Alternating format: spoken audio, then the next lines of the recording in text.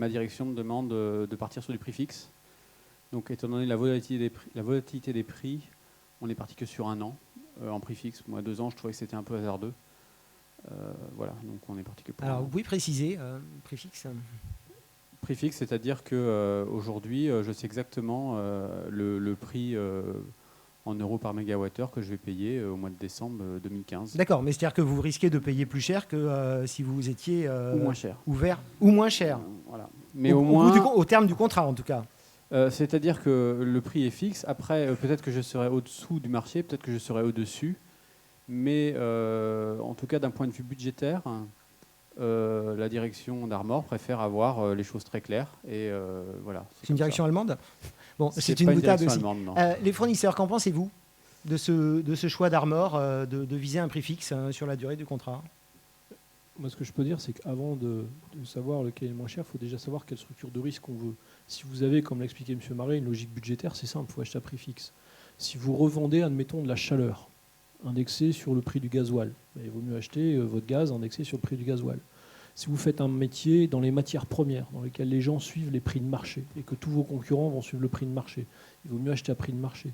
Donc fondamentalement, il me semble qu'il faut d'abord que l'acheteur définisse sa stratégie de risque. Le reste est presque secondaire. Je pense que mes confrères peuvent le dire comme moi. On est tous, me semble-t-il, capables de faire du prix fixe, du prix indexé sur tel marché ou du prix indexé pétrole. Par contre, on ne peut pas définir à la place de notre client la structure de risque qu'il veut dans son compte de résultat. Sans préférence entre le prix. Le fournisseur n'a pas de préférence entre un prix fixe ou un prix variable. Moi, en tout cas, je n'ai pas plus de marge dans un cas ou dans un autre. Il faut savoir qu'à l'intérieur, nous, de nos structures, on n'a pas le droit de spéculer. Ça veut dire que si un client veut un prix fixe, on va se couvrir auprès d'une salle de marché pour fixer le prix. Et donc pour nous, on n'a pas une logique spéculative.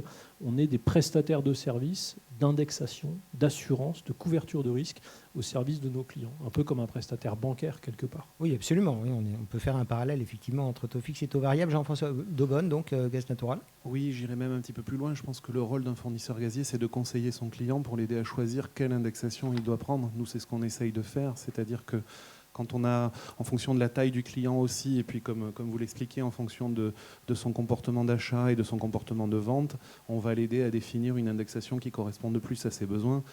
Quelqu'un qui fait des pneus, vous allez lui proposer plutôt une indexation sur le Brent parce qu'il a des achats de matières premières qui sont très liés à ce marché-là. Donc on essaye de s'adapter beaucoup. Ce qu'on constate aussi quand même sur le marché aujourd'hui, c'est que voilà, sur des sites qui font, je dirais, moins de 30 gigas à peu près par an, on a beaucoup de demandes de prix fixe. C'est assez intéressant parce que je pense qu'il y a, voilà, on est dans un contexte de crise et les gens ont besoin d'avoir une vision budgétaire claire et de savoir où ils vont et dans quoi ils mettent les pieds pour toute une année. Donc ça, c'est vrai qu'on le voit beaucoup. Après, quand on attaque des appels d'offres un petit peu plus gros, 50, 100 gigas, où on peut monter au Tera, aujourd'hui, je dirais qu'on est à 80-85% sur des indexations marché. Alors, de type PEG ou TTF. Intéressant quand vous dites dans un contexte de crise, c'est-à-dire que c'est vraiment lié à ce besoin de visibilité dont on parle depuis hier, aussi avec l'électricité. Dans un contexte instable. On est en crise depuis 2009, donc c'est un peu difficile de parler d'avant. Et avant, la politique était différente. On faisait des indexations qui étaient celles du tarif en faisant bien sûr moins X%. Là, aujourd'hui, le marché a évolué depuis le PEG est arrivé. Donc, on verra quand j'espère quand on sortira de la crise et que les entreprises qui consomment moins d'une trentaine de gigas auront peut-être plus la chance de pouvoir prendre des positions marché, essayer d'améliorer leur prix comme ça, on verra si les comportements changent. Stéphane Chambon ? Globalement, c'est à peu près les mêmes réponses, mais avec quelques nuances. Je veux dire, de notre côté, on se réserverait bien de donner le moindre conseil sur la formule qui convient au client. Par contre, c'est effectivement notre rôle que de lui apporter les différentes réponses ou solutions et en fonction de son budget, en fonction de sa propre politique de risque, de lui-même de se positionner.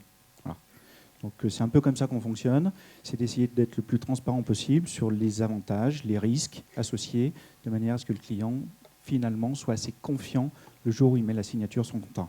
Cyril Vincent ? Oui, je partage beaucoup de ce qui vient d'être dit. On peut quand même constater qu'il y a une tendance depuis 2 ans très forte au prix fixe sur de la clientèle inférieure à 30 GWh, ça c'est clair. Il y a une question de moyens aussi de l'acheteur ou de l'entreprise qui achète son gaz. À quel point le gaz est important pour lui? Est-ce qu'il est en mesure de suivre le marché? même si le fournisseur de conseil lui dit il vaut mieux prendre un prix indexé, plus tard tu passeras en fixe au bon moment, c'est moi qui te conseillerai le bon moment.